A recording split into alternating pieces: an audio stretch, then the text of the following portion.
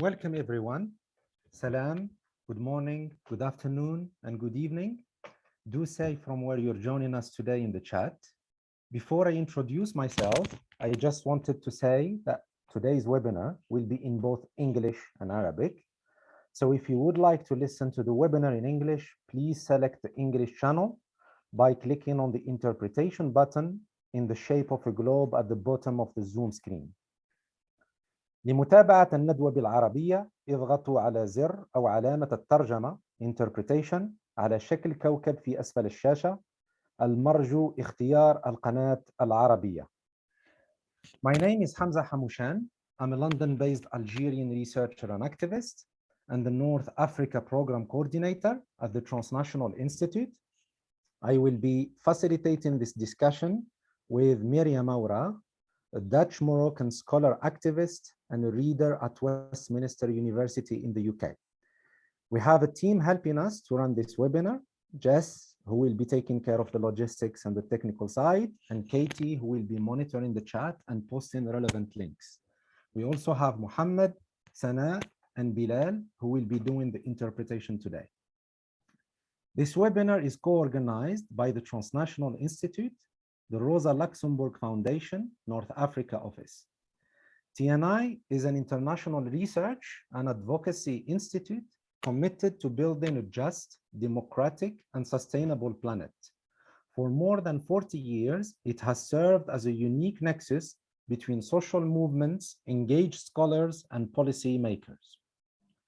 TNI has been organizing a lot of amazing webinars with great speakers since April 1st last year. And as you can imagine, this comes at a cost. So any support you can help with to continue doing that work will be much appreciated. The North African office of the German Foundation, Rosa Luxemburg, was established in July 2013 in Tunis and strives for the promotion of innovative and creative initiatives in the region to support social justice, bottom-up political participation, and cross-societal dialogue. Before I let Miriam tell you a little bit about the project and today's webinar, I just wanted to let you know that you can share relevant links and material in the chat. And if you want to ask questions, please use the Q&A function at the bottom of the Zoom window to make Katie's life much easier. Over to you, Miriam. Unmute.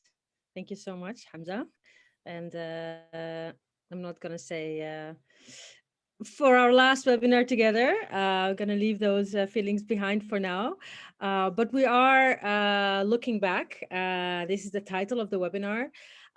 We've actually arrived at the last of our webinars, and it's actually really almost exactly a year ago, this time that we started preparing.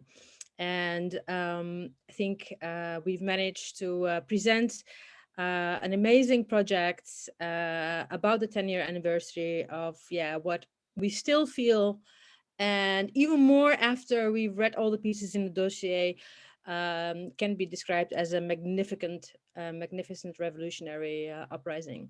It began in the summer or fall of 2010 in Sidi Bouzid, Alexandria, Gdimzik, in different places across the region of Southwest Asia and North Africa.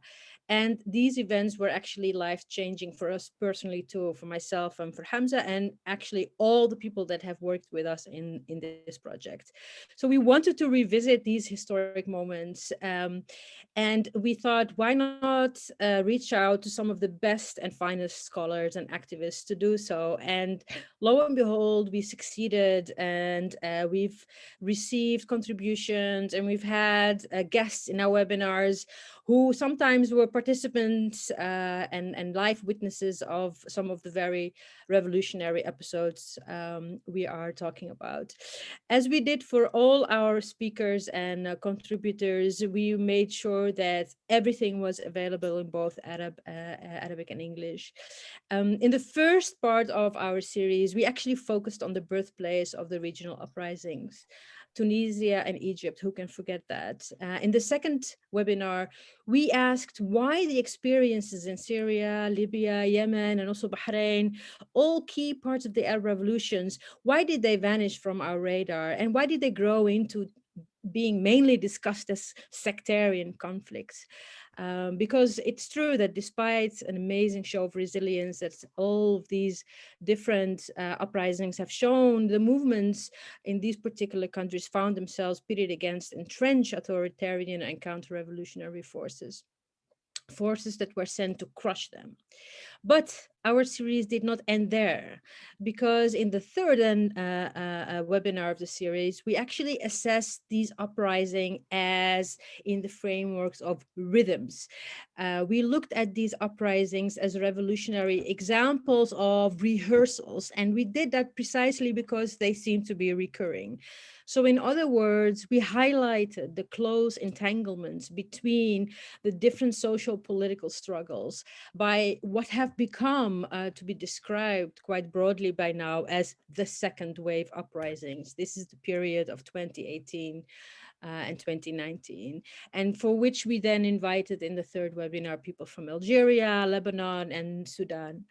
So one of our aims in this project as a whole has been to challenge a number of misconceptions about the region and its people, and to recover an analysis that doesn't disassociate the political from the economic, that does not ignore the socio-economic demands of broad social justice, together with dignity and popular sovereignty. This helped us also to recenter the decolonization struggles that is internal to many of our regional uprisings. Again, we have approached the best thinkers from the region and asked them to think through these challenges and these questions with and for us, and to write an essay for our intended dossier. We are so dedicated to this project, and we consider this project a labor of love, but we immediately noticed from our correspondence with our authors and their contributions that for them it was a labor of love too. This ultimately is, I think, also what it means to inherit a revolution. What does it mean to inherit a revolution? We treat it with the utmost respect and dedication we can give.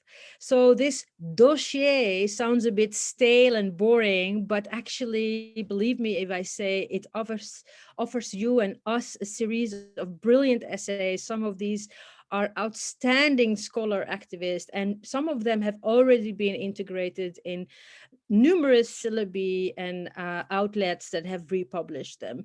So we are very thankful of these contributions, and we are so happy that they are with us today, and they will contribute and speak about their writings both in Arabic and English. We are so proud to welcome you. Thank you. Thanks a lot, Miriam, for this. We are now going to show you a short video around launch of Dossier. Jess will kindly share it now.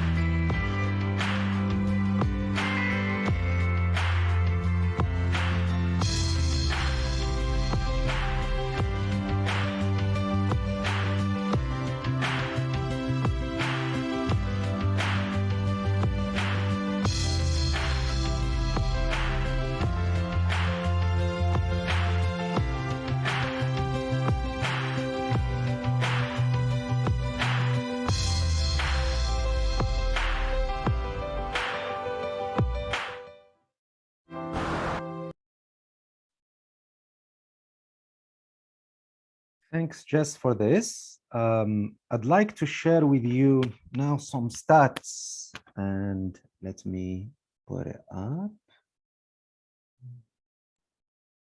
I've also got it ready if you need. No, it is ready. So the idea of sharing with you these numbers is not to self-praise, but just to show the significance and importance of this project and how it filled some of the gap in the production of knowledge and analysis around a symbolic moment for the region, which is the 10th anniversary of the first wave of the uprisings.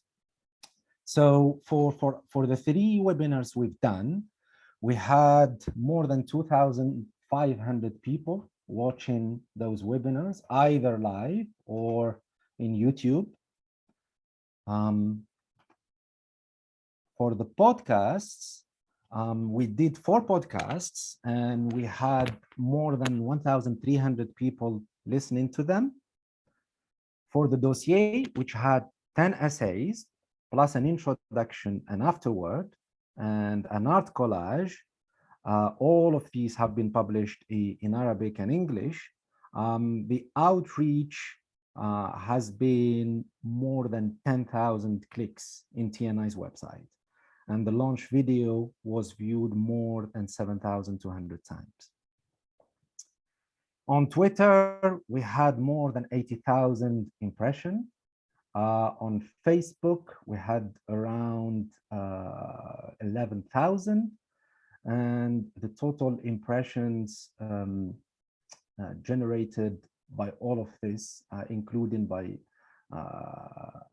in the website, in the tens of thousands. We had also several media partners in Arabic and English. So we had some partners like Mada Masr from Egypt and Safir Al-Arabi, which is a Lebanese and pan-Arab media outlet, who published or are publishing all the articles in Arabic. We had another outlet called Bar al-Aman in Tunisia, which published 2 articles, and Hibr from Jordan, which published 1 article. In English, Open Democracy published the introduction and shared some of the articles in its newsletter. The blog of the Review of African Political Economy is going to publish 4 or 5 articles. Jacobin magazine published 1 edited article, and the Middle East Eye will run a few of this this month. So as you can see, we had good coverage either in Arabic or English. So for now, I think we're gonna hear from Fiona Doe from TNI and Maha Ben-Gedha from the Rosa Luxemburg Foundation, because this project has been generously supported by TNI and the Rosa Luxemburg Foundation. Fiona Doe is the director of TNI, and Maha Ben-Gedha is the economic program manager at the Rosa Luxemburg Foundation North Africa office. So they will share with us a few words about why they thought it was important to support this project. Fiona, the floor is yours. Thanks, Hamza. Hi, everyone. I must say, wow, when I see those figures of what kind of reach this project's had, it's pretty amazing. TNI's main mission is to seek to support progressive social movements around the world. So this project in many ways has helped address a kind of lacuna in TNI's work over the years, which has been the Arab region. So we've done outside solidarity work, but we haven't met activists from the region, and we haven't been linking with movements in the region. So this project was a really important opportunity to get to know the people in the region, to understand the struggles of the region, and to hear what the needs of the movements in the region are that we might be able to meet in some way. I think it's provided a platform for an amazing array of activists and scholar activists. And it's helped to amplify the voices and the struggles in which they're embedded to the region. But I think also to a much broader audience. I think there's a lot of people around the world who've been part of those those fabulous figures that Hamza has given us, but there's an international audience that wants to understand the region and wants to hear the reflections, because it also has lessons for their own struggles in other parts of the world. Because the Arab Springs, as I think Miriam and Hamza commented in their article, summarizing the purpose of this project, the Arab Springs reverberated not only in the region, but also internationally. So the whole world was watching. We hope this project has given people a broader sense of what's been going on in the region, what the issues are, and has provided some food for thought on their own struggles, because I think there's patterns that we see across protests across the world. And yeah, I want to thank Hamza and Miriam for very graciously moderating the sessions, but also for being the key people who've helped to identify the fantastic panelists that we've had, and also to conceive of the project and the angles that should be explored. I want to say a special thanks to Furat for the amazing, gorgeous aesthetic she's brought to this project. I think we'll hear from her later. And I want to thank all the panelists. You really have been amazingly insightful. And we hope very much that you'll remain part of TNI's networks, and that we can help link up some of your reflections with work that we've been doing in other regions of the world along similar lines. And last but not least, many thanks to Rosa Luxemburg for its support, both politically and financially. Thanks. Thanks a lot, Fiona, for this. Let's hear from Maha. Thank you, Fiona. I'm very happy today to meet all the comrades. I will switch into Arabic, so I will use the translator. As we have been introduced by Hamza, Rosa Luxemburg North Africa supports initiatives, creative initiatives in the region and movements in the region to support social justice and participate and contribute in the movements and in the dialogue inter-communities.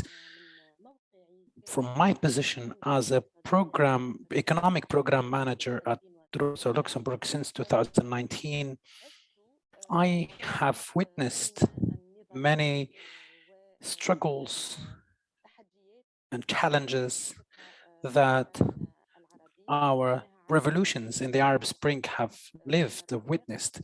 We have seen it with our comrades and colleagues, and I really consider this program or project that Rosa Luxemburg participated in it is a project that interests us not only to document the path and the process, but it is an opportunity for us all to learn from each other and share expertise and listen to the past and learn from the past, so we can think together, how can we go beyond and overcome our challenges and learn from our mistakes and face the challenges that are ahead, that the revolutions in the Arab Spring have faced. And how can we think in strategies to keep the fight ongoing, to keep acting? That's why this project has major importance for me personally and for the institution of Rosa Luxemburg. And I would like to thank TNI, Hamza, Miriam, and everyone who participated in this project. I'm not going to be able to mention them all. I've written their names, but I call you to everyone who is with us on this webinar or who hasn't been with us in the previous sessions, previous webinars. I call you to have a look at the dossier and read out the articles and listen to the podcasts that are published, because they have so much experience, common experience, shared experiences that we can that will allow us to understand what's going on and what have been going on, and it will help us look into the future. Thank you so much for listening. Thank you. Thank you so much, and Maha. You know, you remind me of the saying, we want bread and roses too. We want to be a political activist, but we want to also have the support to organize these, you know, beautiful encounters that are about intellectual exchange and production of knowledge beyond the emergence responses, and we can't do that without support, of course. It's my honor to actually introduce our speakers for today, very, very briefly, because I mean, if you see the dossier and if you see the descriptions, you can also find more details about them, but in the order of appearance in the questions that we're going to be round of questions that we're going to be having with them now. I'll first introduce Ali Mouzay. He's an activist and researcher from Morocco, and he's a member of Al Munadala. It's a political socialist current, and he's involved in labor activism as well as a socialist. The second speaker will be Rafif Ziadeh. Rafif is a lecturer in politics and public policy in the Department of International Development at King's College in London, and has also written a fantastic article in our dossier. Then we will have Ghassan Ben Khalifa. He's a journalist and also revolutionary socialist from Tunisia, and he's the editing coordinator of the media outlet Inhiyaj. Then we will have Muzan Anil, a Sudanese writer and activist, and also co-founder of the Innovation Science and Technology think tank for what is called the People-Centered Development, and has also contributed to our dossier. And last but not least, if you're wondering why does it all look so amazing and beautiful and artistic, that's to do with our last speaker in the first round of questions, Fouad Shahal Kabi. She's a Lebanese artist and novelist and graphic designer, and made all the illustrations for the dossier alongside an art collage. So again, if you just want to relax and look at the visuals, that is also really worthwhile doing. Go to the website, to the link of the dossier, and just marvel over the artwork. So I wanted to start with the first round of questions, if that's okay with all of you. And we want to keep it short and sweet. This is our, you know, sadly, our last webinar of this beautiful project. And we don't want to like make it too, you know, complicated and complex and long. And, you know, it's the last month of the year. So we're just going to have some brief rounds of questions. So we're going to ask all the panelists to like try to keep their answers to around 3 minutes. And if you have forgotten, then I will just give you some, you know, signals by saying, okay, thank you. First, I want to start with Ali. Although Ali is like me from Morocco, I will ask questions in English because everybody will have translation anyway, and just make it keep it easy. So we wanted to start by just asking you, what is the main thing you would like to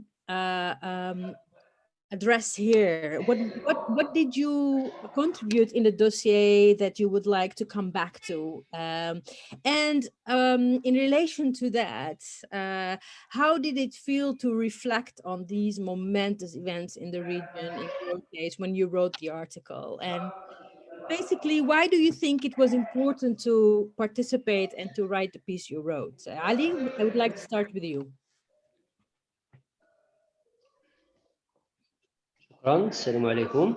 Thank you. Peace be upon you. I am very happy to be with you. I will take the first question. The main thing that I wanted to convey or transmit is not just to speak about what happened or mention just the details of what happened, but from a different angle, from a different perspective of what happened, of what's going on in the mainstream media, because here in Morocco we've had two perspectives. One looks at monarchy as a or the political system or a political regime as a totalitarian regime that there is no way to be challenged. But on another angle, we can discuss with them, and it has a strategy, and that strategy is called the nationalist movement. It has a couple of leftist political parties and socialist political parties. There's another perspective that is different from this one, but it is only another face of the coin. It means that it is a system or a regime, a political regime that is weak, that is vulnerable, that is shaken, and to project the political wishes on the reality. And so what we were, so it meant that we start from what we have. So it is not a political system that is strong enough, but it is also not that weak. The strength of this of the security of the security forces and the regime, the political regime, stems from the beginning of the 80s and the 90s, and what is called the neoliberal transformation that has been mediatized much in the book Judur al-Ghadab, The Roots of Anger. And in this strategy, I took another reading for this book, which is The Roots of Failure, which is in which we studied the failures of the regime and what are the things that have been renewed, and the popular ground and the popularity of the monarchy as a regime, because it relies on the rural areas that support monarchy. And here we started speaking about a different Morocco, a Morocco that is based on new economic institutions, Morocco that is not completely dependent. It is an attempt for the regime to try to improve things. As the article says, there are small improvements, and now Morocco is negotiating face to face with the imperial forces in the region, and that's the margin that monarchy has to not just to negotiate, but sometimes to even pressure, as we've seen with Spain and other forces around the Western Sahara issue. This is coupled with the political repercussions of the regime that stayed for over 50 years. We see. Did I finish up the 3 minutes? Carry on. So yes, we have syndicates. The syndicates that are pertaining to other social groups, and also we have the agricultural groups that are not organized, and they are so the system is based on this social peace and internal peace, or supposedly internal peace. That's what it gets its power from, to focus on. That's the capital of the monarchy, to get its force from the social peace that is inside, and it moves, and the strategy is a capitalist strategy to start to follow up with the imperial economic power, especially with the American. These transformations, the major transformations, are going to strengthen the regime at the moment, but also is going to strengthen the different social categories that are going to stand against this. We now see implementation and over implementation of capitalism.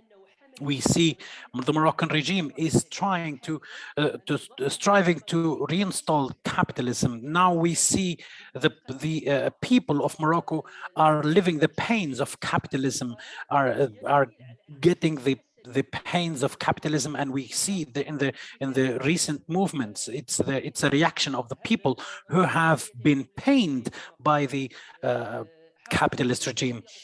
So in my reading, or in my article, I wanted to have a different reading, a different perspective to what we can see in the future as movements, as activist movements, but also as a reading of the politicized social groups. Thank you so much, Ali, and I'm sorry I have interrupted you because we have so many interventions.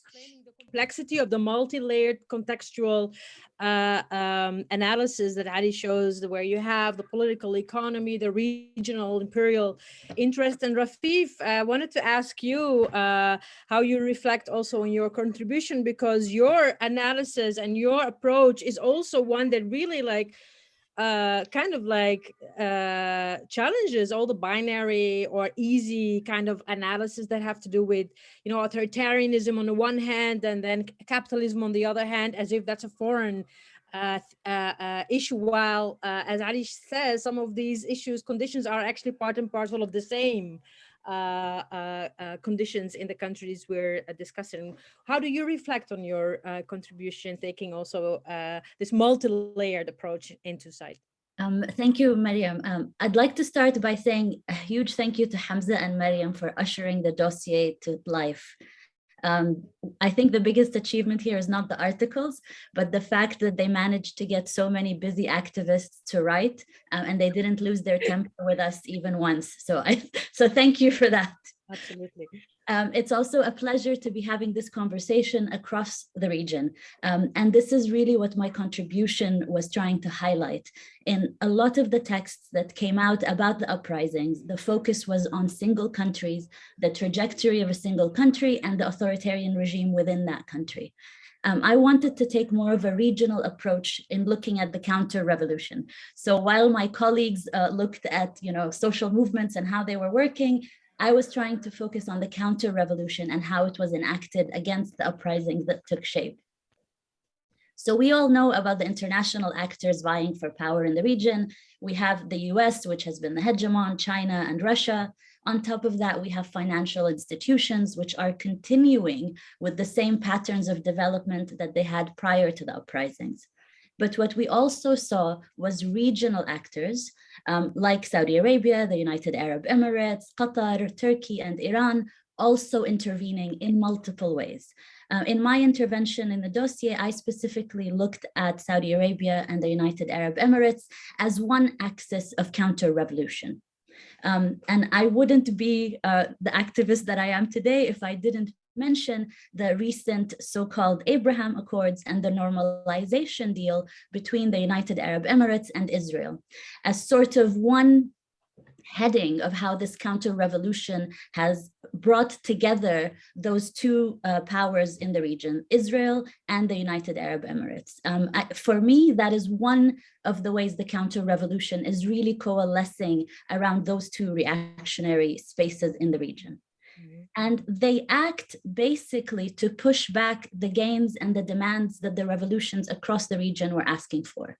As Mariam very nicely put it, those were not revolutions about, you know, democratic change in the US sense, but they were demands for social justice, economic justice, and to overturn the so-called developmental model that we've had in the region that has only produced untold poverty and massive uneven distribution of wealth across the region. So the revolutions were to overturn that.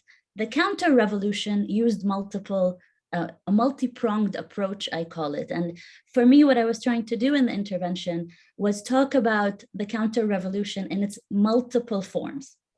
So one form was military, and we definitely saw this when it comes to the Saudi intervention in Yemen.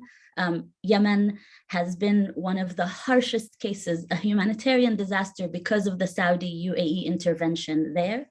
We also saw, on the other hand, though, financial packages go from the UAE and Saudi Arabia to places like Egypt, Jordan, Morocco, and Tunisia to bolster the regimes there.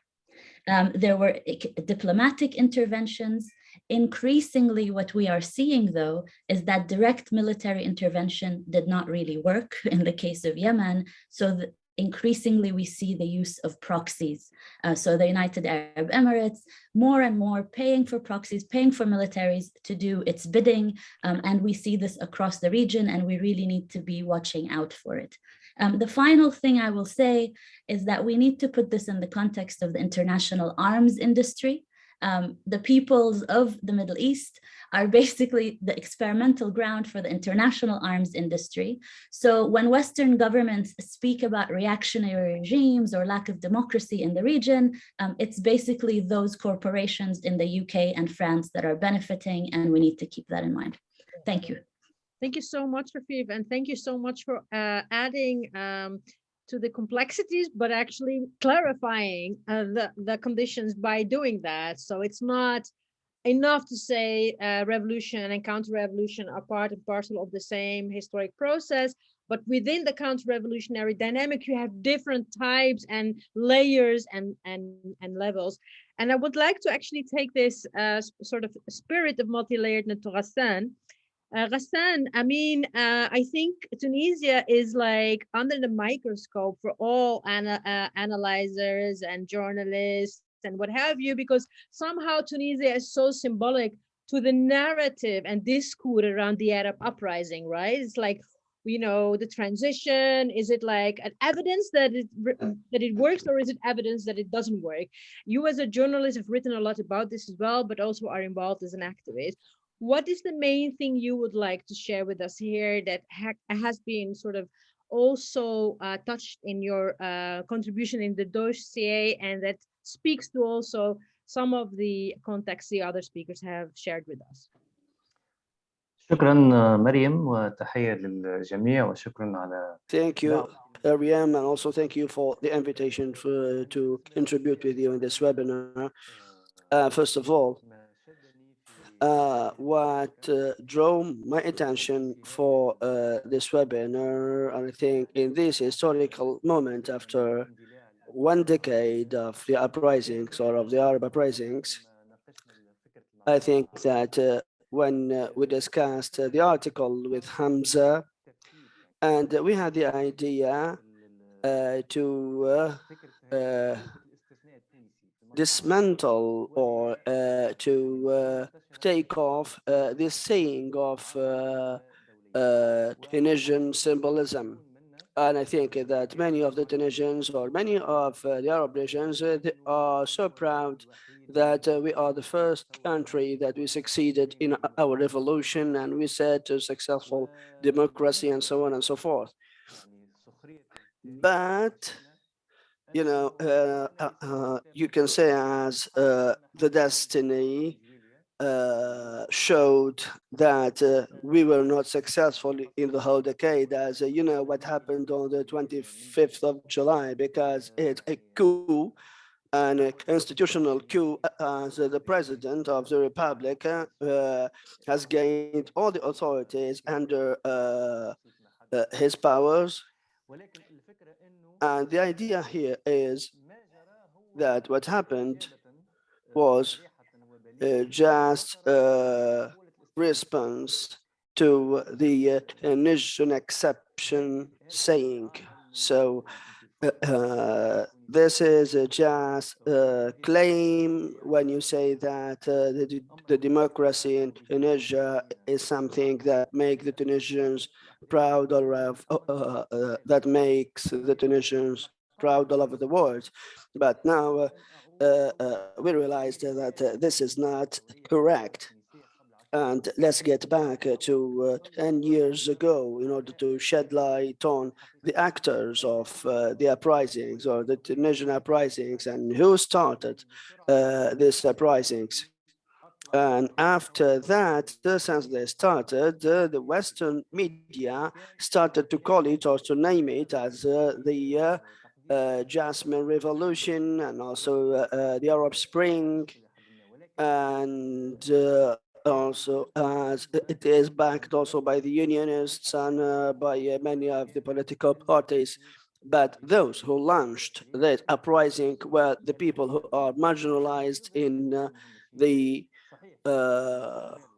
internal cities. I know that many of them that are laborers and also workers and farmers, and you can remember the city in Regeb, which was just before the outbreak of the revolution. And also at that time there was a coalition between the moderate right wing and the extremist right wing of the politicians, and also at the level of the international relationship, we found that many of them has been subjected also to the orders of the United States, France, and the UK. And so here I just would like to dismantle this saying or this symbolism about the Tunisian exception regarding the democracy and the I'd like to go to you actually, because I think in terms of like, if someone would do a research on what are the countries that are most Googled at the moment, when we talk about Arab uprisings, I think you will see that Sudan comes after Tunisia, because if anything confirms the idea of revolutionary rhythms and second wave, it's Sudan. What's going on? What have you managed to actually contribute? And you may think now, actually, I should have emphasized that, or actually, the current situation is already way beyond what I even predicted or assessed. And thank you for being with us. Thank you, and thank you for everybody who worked on this project. For me, the work on this project started the first half of this year, and so beginning of 2021. And to be honest, that was a very depressing time in Sudan. The revolutionary ideas of 2019 were in decline, and definitely among the public, even if not among activists, but among the public, and a good portion of the even those more engaged in the political debate, and it was losing space in favor to the favor of the reformist ideas. That the new at the same time you had the new government that seemed to be stabilizing itself with the protection of counter-revolutionary regional and international support, as Rafif explained. In other cases, maybe not Sudan, but in other cases it was very similar. So it was at that time actually harder to start a conversation about political change in Sudan, even harder than how it was under Bashir's government, under the dictatorship. It seems that in all the regional and international platforms, the mindset was that Sudan now has a UN alumni prime minister who wears a tie, so everything is going to be fine. And we basically found out that a reformist government with international backing is harder to challenge than a dictator. That was to our surprise, but it makes sense. At this rather depressing time, as I said, working on the article for the Dossier was therapeutic to me, actually, honestly, to pose the question of what are the lessons that we learned in the Sudanese revolution? What did we learn, not just in the past 2 years, but what did we learn in every step, and what did we carry with us, and how did the movement evolve itself, and where were we able to achieve successes, and where didn't we? To reflect on the recent political history in Sudan and in search of lessons, that provided me with the much needed sense of continuity of the movement and a clearer image of where we went wrong and what was missing. The answer is always organizing, right? But the details of why weren't we able to organize, what kind of organizing, what worked, to be able to fill those gaps. And in some way, working on the piece helped me to personally prep for the current revolution, as Sudan is now rejecting all forms of military interference in politics. So I'm glad that we decided on the topic of lessons learned from the Sudanese revolution. And I think the timing that it came out on was just great. It was published as the new revolutionary rise, the new wave in Sudan is taking place. And I believe it's the best time to review the lessons of the last round. That's the main thing for me. And personally, it was a great learning experience of actually working with the team on editing this. I had a rather limited experience in writing for a global and diverse audience, and being able to pose questions to me regarding providing proper background definitely helped me with developing not just my writing for this, but in general. So thank you, everybody.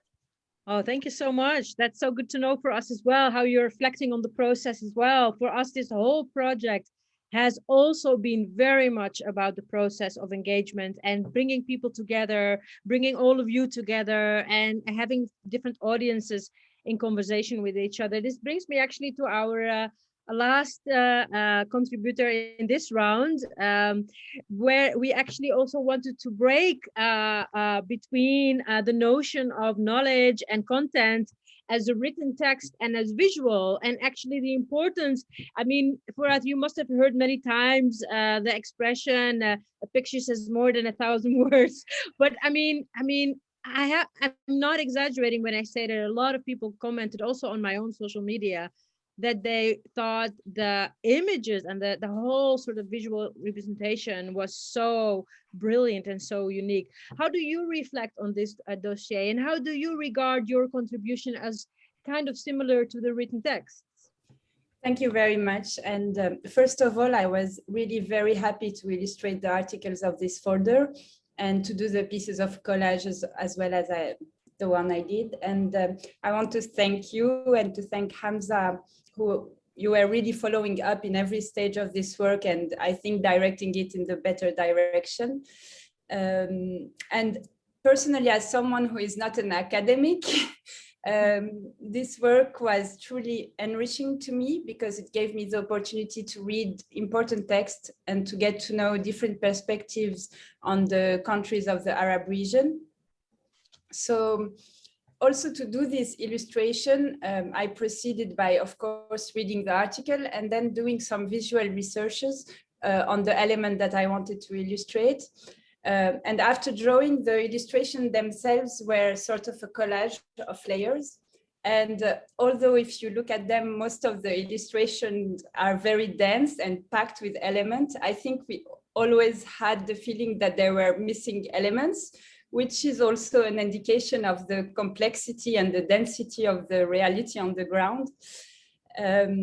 So for a few months when I was doing this work, I had the opportunity to go through, I think, hundreds of pictures from the Revolution Square in Egypt, in Tunisia, in Sudan, in Iraq, in Morocco, in Algeria, in Syria, Lebanon, Yemen.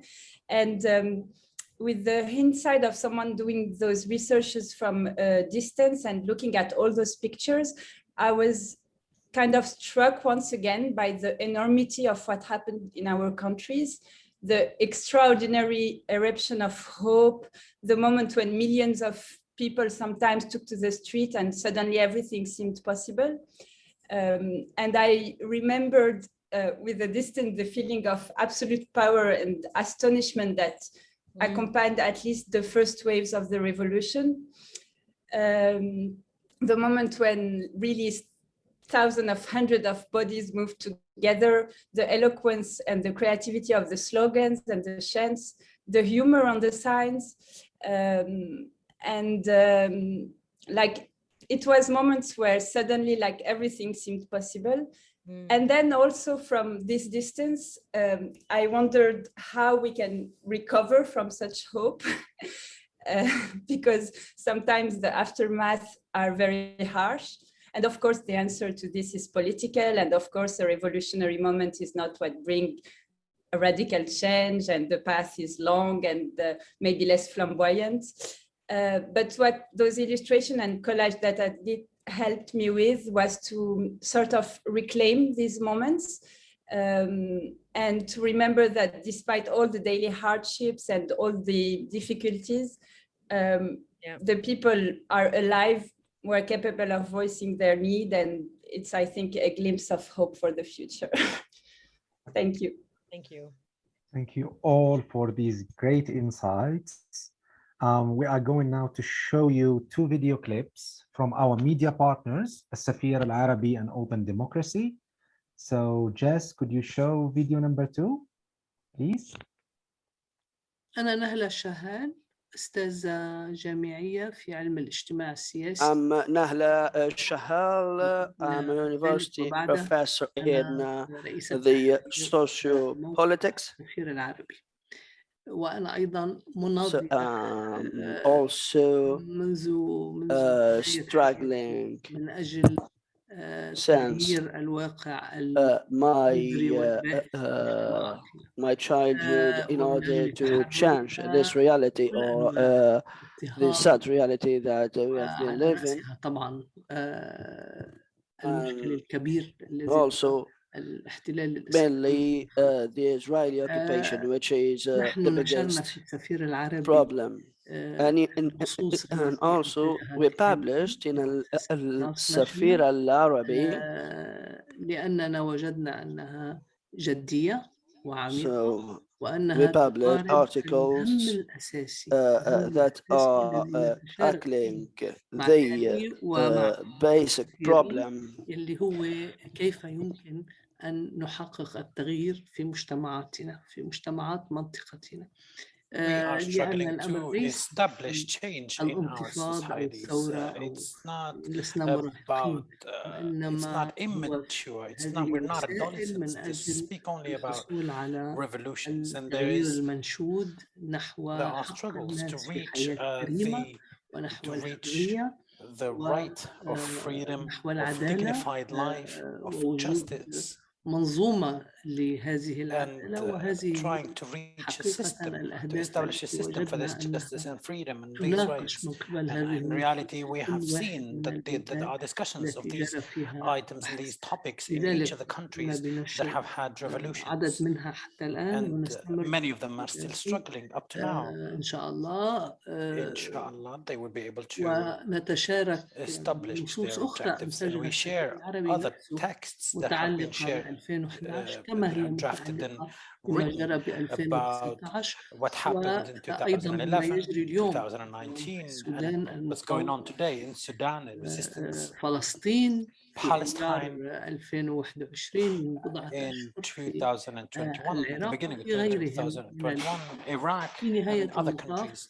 At the نريد end of the أن day, نقول we أن would like to say مجتمعاتنا رغم كل that our societies, even though التي تعاني منه هي they suffer from many قاوم وهي challenges, حية these وهي societies are تثبت alive, they are بكل active, أخرى they رغم ردة fight, الفعل and أو they react رغم no القمع matter what the cost is, الفظيعين and they react يعني to ينالان oppression, منها أنها تثبت أنها قادرة على they always عودة prove إلى that they are capable الموقف المقاوم وإلى resistant, التعبير عن and that مطالبها they can وعن express حقوقها their وهذا حد demands. ذاته هيدي حيوية كبيرة This in وهذا itself دليل needs على is a أنها proof, مجتمعات is a حية. living proof that these societies My name is are alive. I'm the lead editor of the North Africa West Asia section at Open Democracy, and we've republished some of the content, the introduction of the series, and shared some of the articles in our newsletter. The reason why we did that is because we really think that understanding and reflecting on the last 10 years since the historic moment of 2010, 2011, the Arab Uprisings, is still a very urgent thing today, especially with the continuing protests and repression that's taking place in the region, in different parts of the region. So there is a huge need today to look at what happened, to learn from it, to reflect on the past, to understand the present, and vice versa, to kind of revisit what happened. So I thought that this project is doing exactly that. It's bringing voices from across the region to reflect on the different aspects of dissent, struggles, solidarity, experience of the protests, of the uprisings, and to think about it today. So all these questions are also at the center of what we do in the North Africa West Asia section. So I found it's a perfect match for our editorial mission, and it's also a very rich resource that I really believe should be promoted to reach the most readers possible. أنا نهلة شهال، أستاذة جامعية في علم الاجتماع السياسي. Thanks again to all our media partners who helped us disseminate the excellent collection of articles. Now we are going to the second round of questions. We thought that rather than just us asking the panelists questions, it would be more interesting and perhaps useful to see a conversation between you all. So Rafif, let's start with you. Could you please formulate a question to one of your co-panelists? Sure. I wanted to ask Ali a question, actually. I read your contribution And it was very heartening to finally see an analysis of the Moroccan monarchy that looked at neoliberalism in a very detailed way, and the way that the monarchy has dealt with it over time. But I wanted to ask you about regional intervention. At one point, we had even heard that the GCC, the Gulf Cooperation Council, was considering bringing Morocco and Jordan into the GCC. And I've been looking recently at some investments from the GCC into Moroccan agricultural sector, for example. So I was wondering if you can tell us a little bit about how Moroccan activists are seeing these interventions and what role they're playing.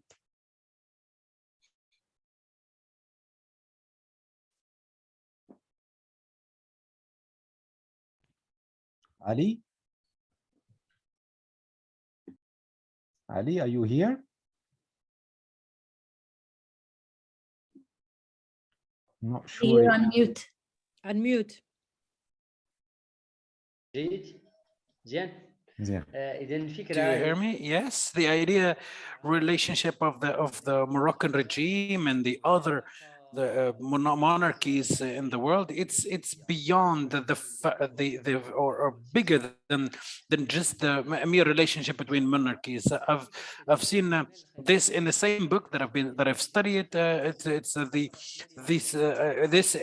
is a lot of stipulations regarding this relationship, economic relationships and partnerships with the monarchies.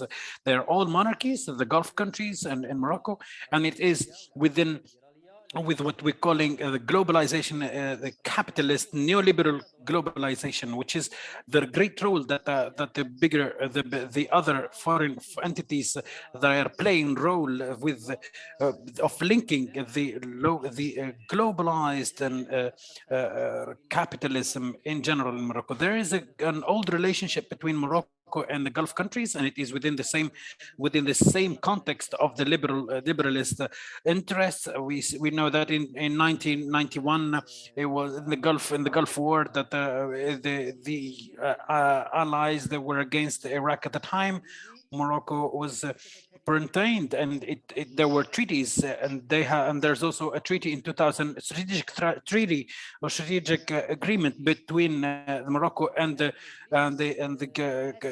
Gulf Countries Council and the Council of Gulf Countries, which helped in repressing the movements and social movements in 2011 in Morocco, and the Gulf countries, the Council of Gulf Countries provided $5 million that were invested in the fund of basic products. For example, it was reimbursed in the budget, and the national budget, through which the monarchy, Moroccan system or Moroccan regime could cover up the failures and could pent up the fires of the resistance movements at the moment that were following up the Arab Spring in Tunisia and Egypt, for example.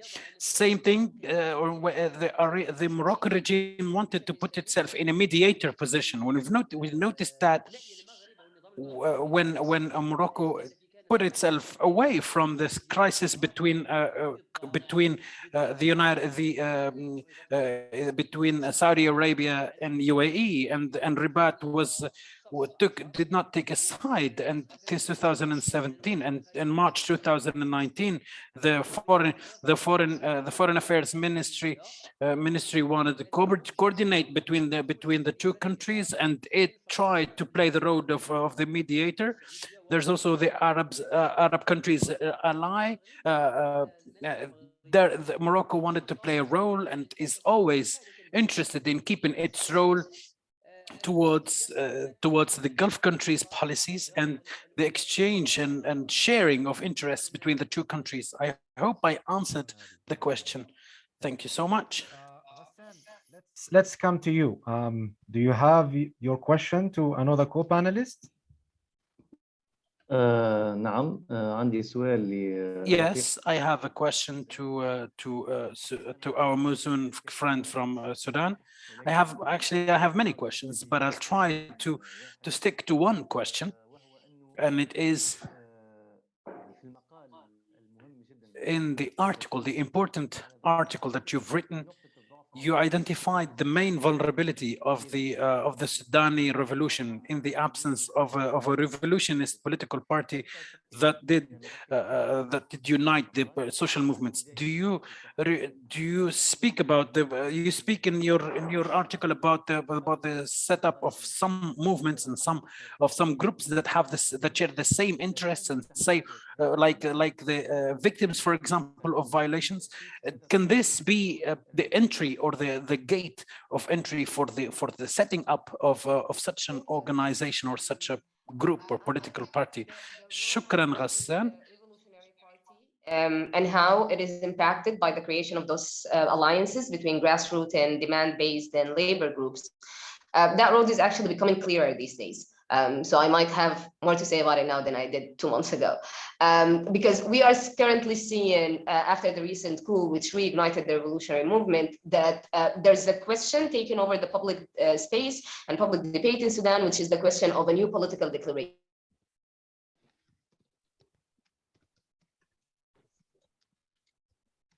Zan, we don't hear you. Not sure if she disconnected.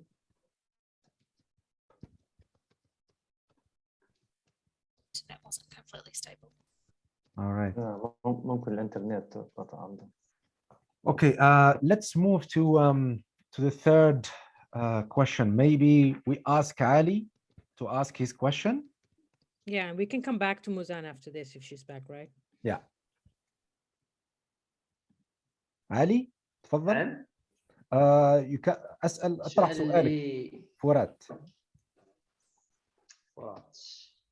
Ask your question to Furat.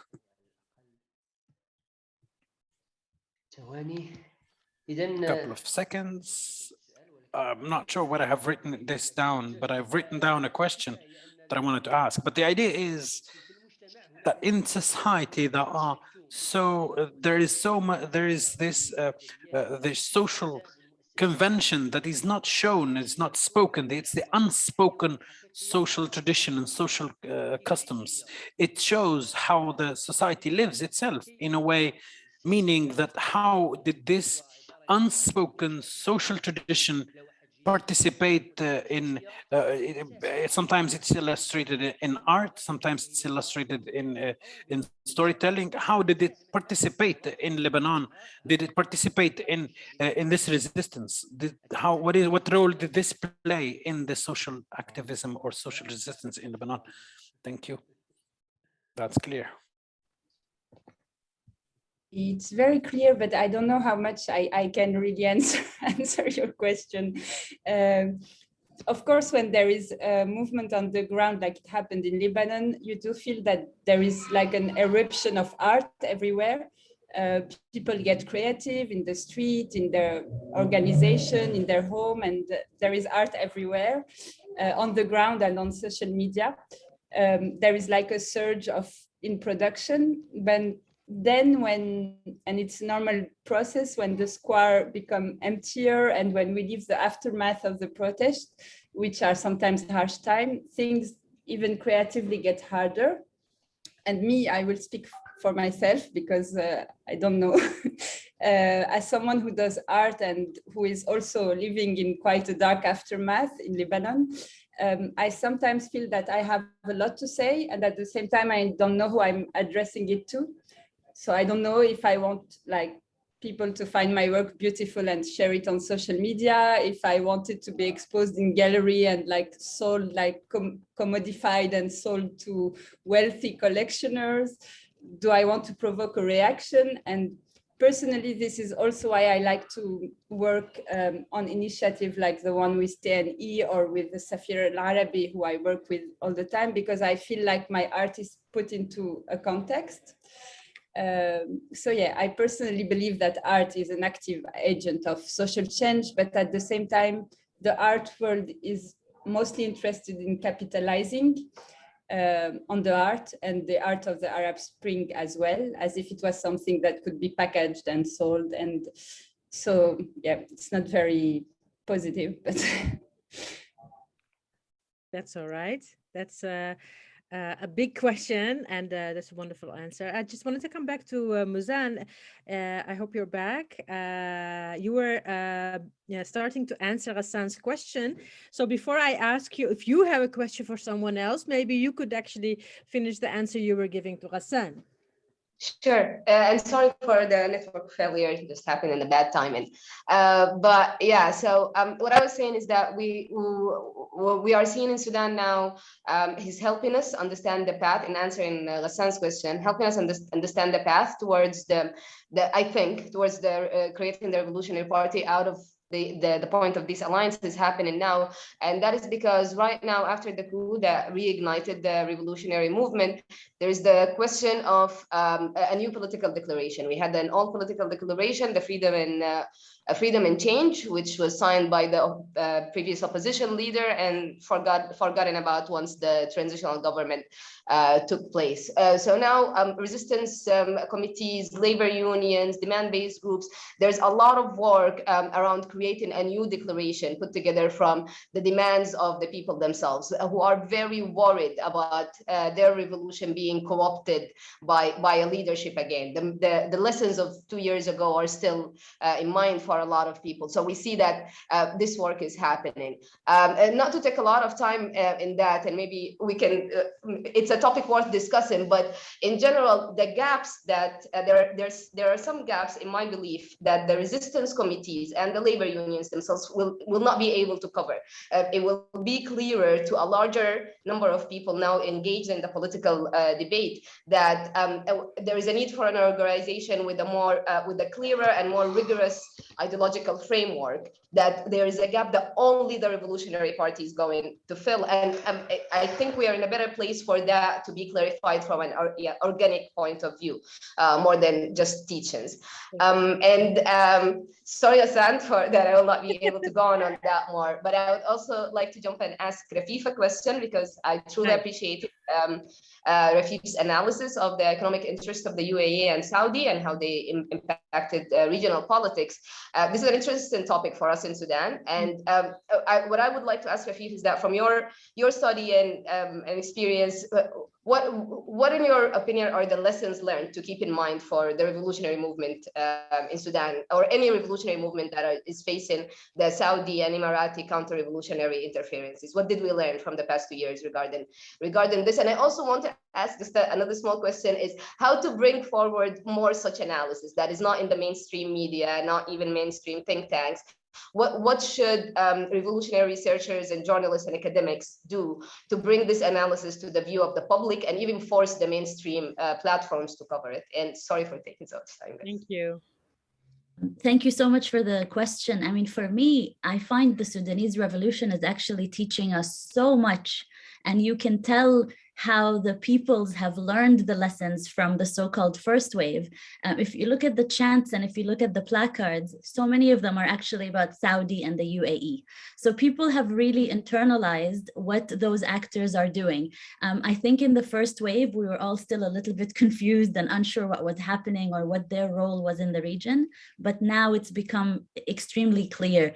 And it's been very heartening to actually see that in Sudan, people are very clearly saying, this is what those regimes are doing. I think it's a lesson for the rest of us actually from the Sudanese revolution to ensure that we are speaking about those regional actors. Ironically, historically in our region, the left was very clear about these regimes. They analyzed them as reactionary regimes, but we've lost that history and that analysis. And I think it's important to bring it back. And unfortunately, they're bringing it back for us. They're making it very clear in the way they behave. And to your second question, I think it's very important to have forums like this and a dossier like this one for this kind of information around the political economy of our region, also from different countries to come together, because we are all very isolated. As activists, we work just on our state. Unfortunately, the political economy of the region does not work that way. It is now integrated. There are investments. The way even our very built environment is being structured around these investments those tourist destinations, you know, happening in Morocco and Tunisia that a regular person will never be able to access, that are owned in Qatar, for example. The regional political economy is different, and this is such a good space. And I will just end with this. I hope we actually continue with this project, to continue having a platform where we can all speak like this across the countries we work on. Yes, totally. It's a precedent that we created. We should continue building on it. Last one in the list, Furat, do you have a question? And to whom do you have a question? And what is the question? Yes, to Ghassan. Today in the minds, like the Tunisian revolution is associated with political upheaval and the ousting of the former President Ben Ali. But when we read your article, and it's clear that what prompted it was primarily socioeconomic marginalization, territorial inequality, corruption. So could you tell us what kind of movements or organization or initiatives on the ground are working today towards achieving the primary goals of the revolution, the work, freedom, and dignity, and what difficulties they might be facing? شكرا. يعني هو أول شيء خلينا نقول إنه مثل ما ذكرتي. Thank you. The first thing, as you've mentioned, when it comes to the Tunisian revolution, it was basically based on the slogan, employment, freedom, and social dignity. So it combined two things, employment and independence and sovereignty, that was embedded in the rhythm or the slogan of social dignity. Unfortunately, the leftist, the Marxist analysis were not new to these regimes, and they were proven to be correct and true, applicable to to our revolution or to Tunisia. And the problem was, or the big dilemma was, the absence of a political party or a political leadership that could transmit or mirror these demands to achieve a better reality. Just to give you some figures and to stress the failure to meet the slogan of Tunisians. In 10 years after the revolution, unemployment rate was 13.7%. However, now, today, this year, it has reached 19%, poverty from 13 to 20%. The debt, the international debt, was $7 million. Now it is more. This year it is much more. So I'm just giving you figures just to make you understand the failure, the frustration that was facing many Tunisians, to the point that the poorest in the country are just wishing for the regime of Ben Ali to come again, because they are now living in extreme poverty. In addition to the economic problems within the country, we have many social movements that are demanding for regional, that have the demands of regional, they have regional demands, like for example the Kamour in the south of Tunisia. They were people were asking for their rights to have their share of the investment within their region, their regions, internal regions within the country. They are asking for the benefits of the agreement of comprehensive trade agreement. They are asking for their share of the wealth of the country. To the union in Tunisia, the workers' union in Tunisia, does not really represent all the workers in the country. It only defends the rights of the middle class workers. After the 17th of December 2010, after the revolution, all people are now, or starting from that date until now, they are asking for their right to be not marginalized, to be not extremely poor, or not to live in extreme poverty. Until now, we're talking about the lack of a political leadership that can direct this revolution and the revolutionary forces. Thank you very much, Mr. Ghassan. And into more details, but unfortunately we don't. Now it's time for another video. Lella Khalili, who wrote the dossiers afterward, and Leo Zielig, editor of the Review of African Political Economy, who republished a few pieces. So we are fortunate to have a recording from them. Yeah, just go forward. I'm sorry that I couldn't be here with you tonight, but I just wanted to briefly mention a few words about the excellent collection of articles in this volume of works. And in part, what I want to say is to comment on the varieties of responses and the similarities of the cases and the differences between them. In my afterword, I began with a quotation from the great Trinidadian historian C.L.R. James, in which James actually writes about the fact that revolutions are often very difficult to predict, in part because they emerge out of specific and particular contexts, and that what is extraordinary about them is that they are incredibly fluid, they are incredibly changing, they are incredibly dynamic, and that dynamism, that fluidity, and the fact that everything is unpredictable, and in fact there is not a clear teleology to the movement, is what makes them so fascinating. The contributions in this set of writings, in fact, point to these fluidities and to these differences. We hear about the particularities of the trajectories of each of the cases. In some cases, extraordinary violence by both civil actors and the state actors. In all cases, the states engaging in violence against the revolutionary forces.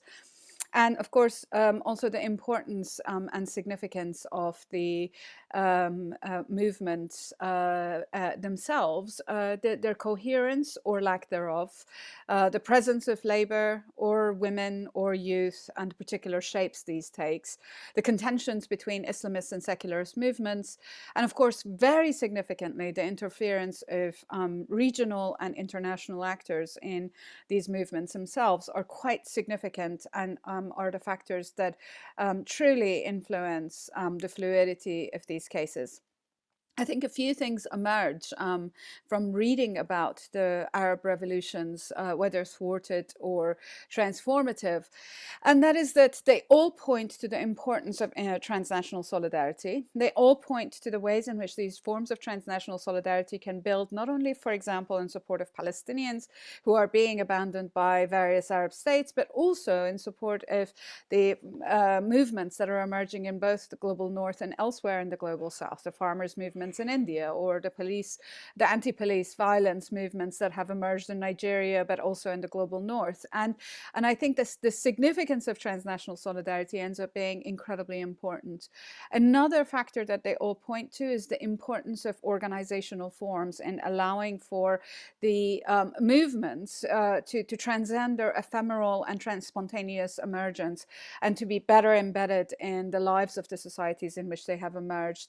And finally, I think what makes all of these pieces so incredibly important is the fact that despite difficult circumstances that they all record, they all point to the importance of hope and activism, of militancy in the time to come.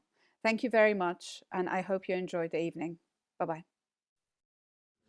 I would just like to say a few words as editor of rope.net, which is the website of the Review of African Political Economy, about the extraordinary dossier of articles that was published in coordination with the Transnational Institute and the Rosa Luxemburg Foundation on 10 years after the Middle Eastern and African, North African Spring.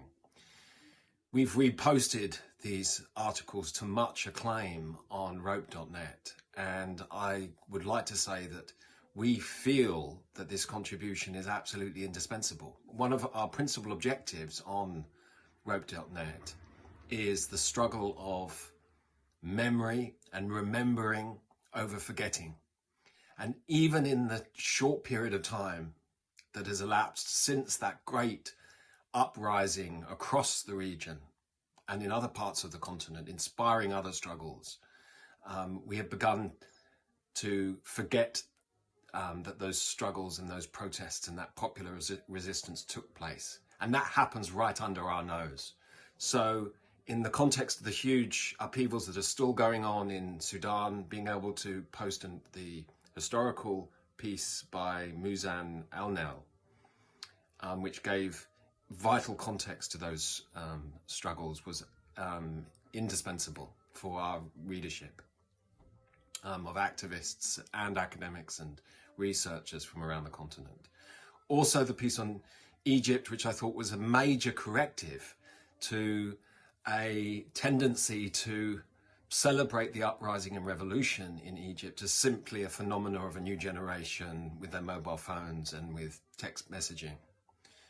But this was rooted in a real analysis of the working class component at the heart of the Egyptian struggle in the years preceding 2011, but also feeding in crucially to the revolt that year.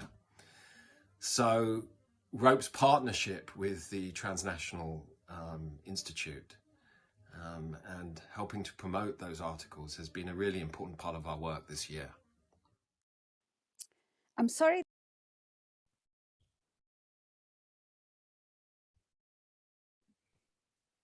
Okay, so our videos are finished. I have to say, I'm so proud to see these videos. I mean, these are people that we all read and learn from and are inspired by. So it's quite something else to you know, to be so appreciated by them. But it's not really a surprise because you've all just made this into such a great dossier. So thank you all very much. I just wanted to say that we've run a bit out of time because we've had such interesting Q&As before in the beginning. So we've decided not to do a whole round of questions based on the Q&A. I can share with all the people who have asked questions many of the questions that were raised about militarism, the role of the military, which countries we focused on, also the role of political economy. I am not just trying to get away from answering them. They really are brilliantly answered in the dossier, but also in the previous webinars. So please have a look at the recordings. You will find them online and on our TNI link to this project, and you will see that some of these questions have been answered. I just wanted to wrap up by asking all of the speakers of today for a final round, just to say, you know, do you have a last message or is there anything you would like to share with us? It could be a revolutionary recipe of banana cake, and it could be just something to tell us to take home with us. Shall we just follow the order that we followed in the previous rounds, just to make it easy? So I hope that my proposal, Ali, was also clear for you. I would like to start with Ali, then Rafif, then Ghassan, then Muzan, then Furat. What is the final message you have for our audience?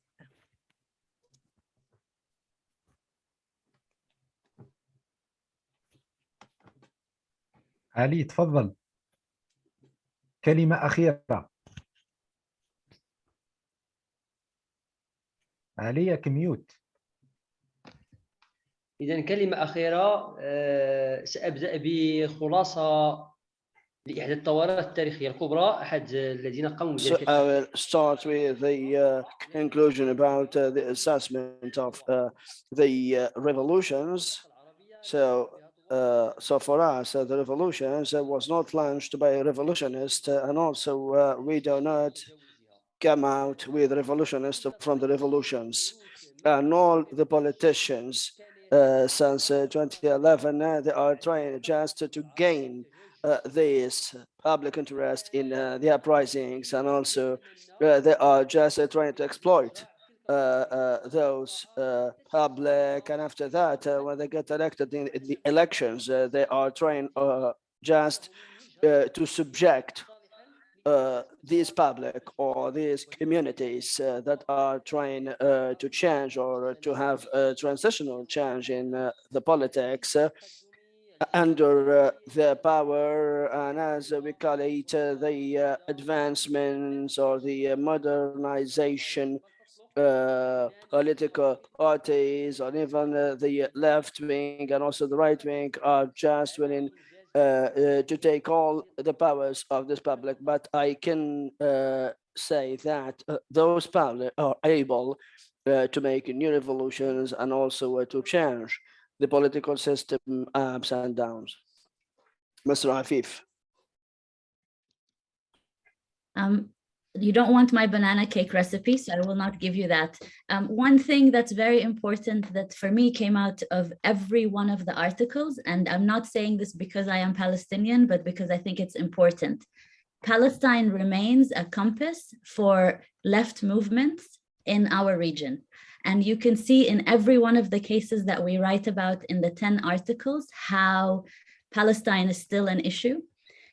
I speak a lot with my Egyptian friends and my Moroccan friends who say, you know, they're tired, it's exhausting, we keep doing the same thing over and over. You know, we Palestinians have been doing it for over 70 years and we're still holding on for ourselves and for the rest of you. So let's all keep going together. Thank you so much, so important. Ghassan? يعني صعب إن واحد يكون عنده كلمة ختام فقط. It's difficult to have a concluding remark anyway, but I'd like to say that when we are speaking in this webinar, there are many of Sudanese people who are struggling, and also they are challenging the military autocratic regime. And this is, of course, so within very hard and very difficult circumstances. Even also the Palestinians, they are still suffering from the Israeli occupation, and we have to remind ourselves, and also we have to recall about we have to remind our friend Ali from Morocco that all the struggles in the Arab region are, of course, interrelated. They are interrelated and they are networking between each other. And as my colleague or my friend Ali said, that the problem in our region after the uprisings, there were no revolutionist organizations. So there are many articles about that in order to justify this public uprising. But we concluded now that in the absence of the political power or the political will that is willing, of course, to make this change based on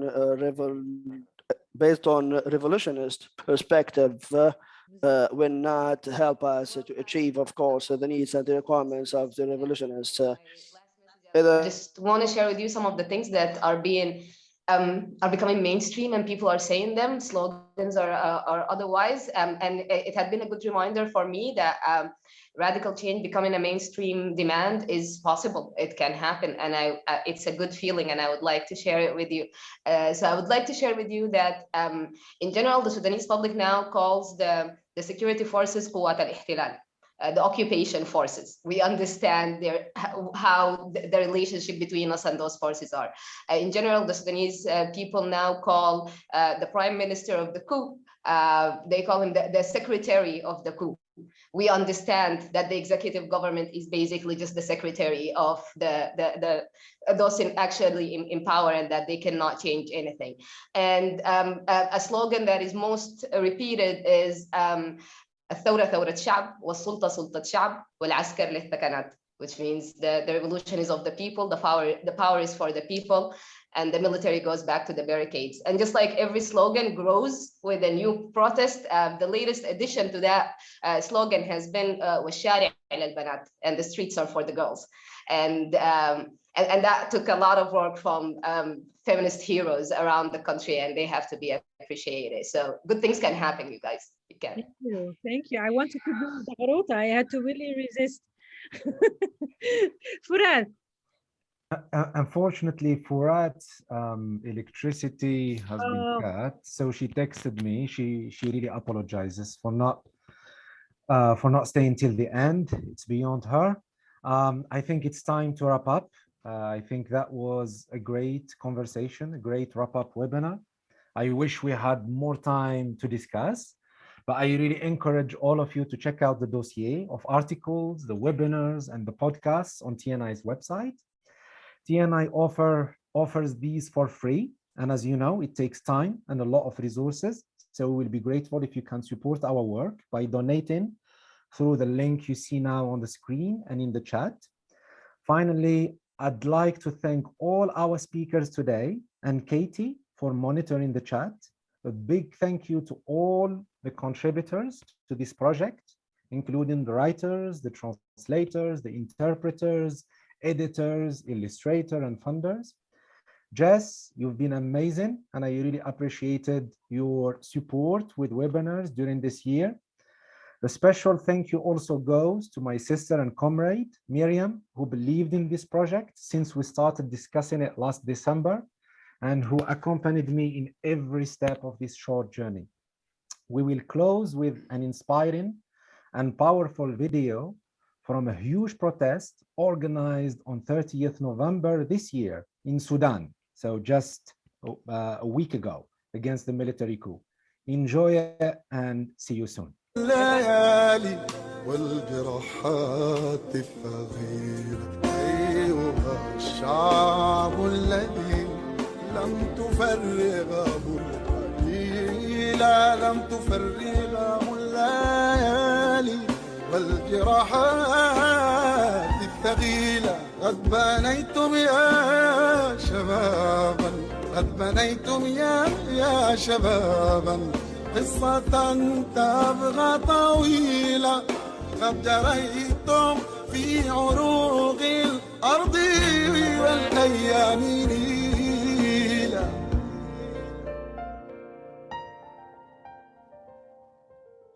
الليالي والجراحات الثغيرة. Goodbye. في الأمان. شكرا ميرسي. Thank you. سلام.